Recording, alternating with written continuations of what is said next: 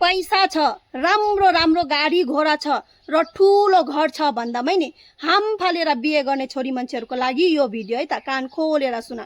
यो दुनियाँमा धेरै त्यस्तो छोरी मान्छेहरू छ जसले नि पैसा छ, राम्रो राम्रो गाडी घोडा छ र ठुलो घर छ भन्दामै हाम फालेर बिहे गर्ने गर्छ। अगाडि पछाडि केही पनि नसोचिकिन, भलै त्यो मान्छे जस्तो सुकै पनि होस्, जति नै बानी बेउरा बिग्रेको होस्, जति नै उमरदार होस्, त्यही पनि बिहे गर्ने गर्छ।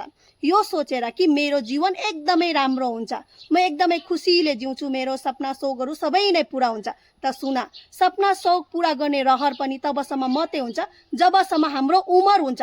उमर ढल्केपछि हामीलाई चाहिन्छ भनेको हामीलाई माया गर्ने व्यक्ति हो। र यो कुरा राम्ररी बुझ। धन सम्पत्ति प्रोपर्टी गाडी घोडा घर राम्रो पनि नि त्यही मान्छेसँग मात्रै राम्रो लाग्छ जसलाई हामीले माया गर्छौँ र जसले हामीलाई माया गर्छ।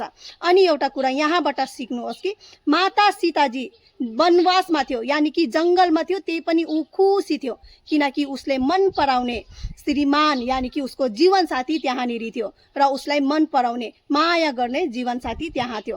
माता सीताजी सुनको लङ्कामा थियो, त्यही पनि ऊ दुखी थियो। किनकि उसले माया गर्ने व्यक्ति त्यहाँ थिएन र उसलाई माया गर्ने व्यक्ति वहाँ थिएन।